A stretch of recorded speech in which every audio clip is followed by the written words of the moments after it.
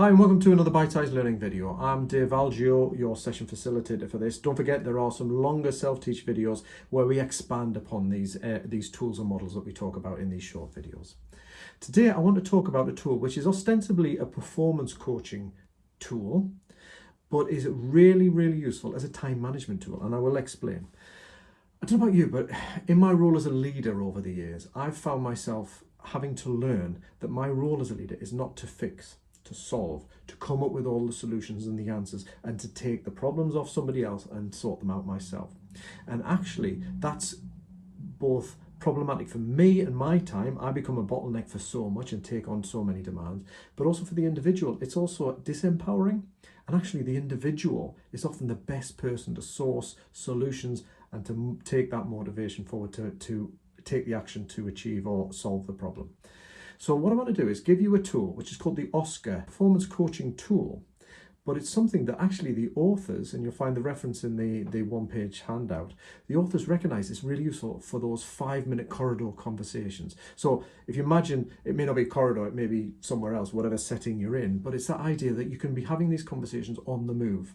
And it's about encouraging you to see that the default need not be, leave it with me, I'll sort it out. The default is, okay, let's talk through this very quickly and identify some solutions that you can work on.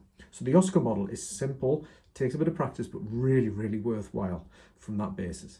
The first thing is, when somebody says, can I just pick your brains, or you know what, I've got a problem with, or I'm sick of this, or whatever, they come up with some sort of challenge or issue, then the first thing is to say, okay, so what's the outcome? Asking them, what would you like? What's a good solution to this? Not an unrealistic, outside solution, but what's a pragmatic, reasonable solution? What do you think would be a good solution? Where do you want to be with this? How do you want to solve it? Where do you want to be with this? And what would success look like in this? So use your own language in that, but what would be the outcome? So we're encouraging them to identify what their desired outcome is. The S can stand for what's the situation now, like where are they at in relation to that outcome, but importantly, it can encourage them to scale that. And what I mean by that is, so if let's say 10 is your ideal outcome, where are you at the moment? From 0 to 10. Are you a 1? Are you a 5? Are you a 7? And get them to scale it. And the opportunity here is for them to sort of put a number on it and kind of think, well, you know what, the 10, I am a 3. I'm miles away from this. We're starting to conceptualize the distance that they see between that. And what can be useful here is that we've got a working basis to then say, okay, so 10 is the ideal, but you say you're a 3. Let's not focus too much on the 10. Let's focus on getting you from a 3 to a 4 or 3 to a 5.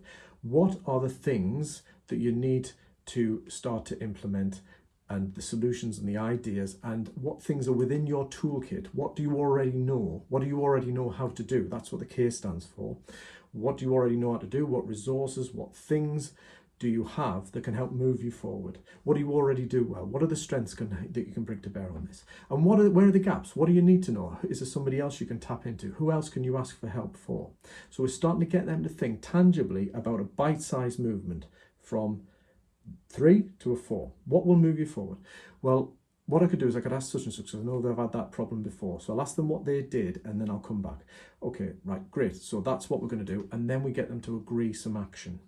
And what we're saying is we, as a leader, will support them in that, but we're not necessarily going to do it for them, unless it's your responsibility, obviously. But in this context, we're saying, okay, so that's what you're going to agree to do. When are you going to do it by? And I tell you what, I'll check in. The RS review, we'll check in on this. Should we check in next week, see how you're getting on? Or if in the meantime you're really struggling, come back to me, we'll have another conversation. But we agree that review process so that we've got that moving forward. And if you can imagine this as a sort of a rough and ready 5-minute conversation navigation tool, this can be really useful. You might initially find resistance if everybody is used to you taking the problem and fixing it, but in small ways we can start to reshape their behavior and get them used to being asked.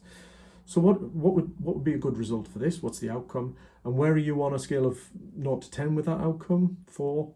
Let's get you to a 5. What do you know? What are your strengths? What resources? What could you do? Let's agree some action forward, and then I'll check in. Should we check in and agree in a week's time or a few days' time? Lovely little process that with practice can be really powerful to keep the burden off you and also empower the person within your team.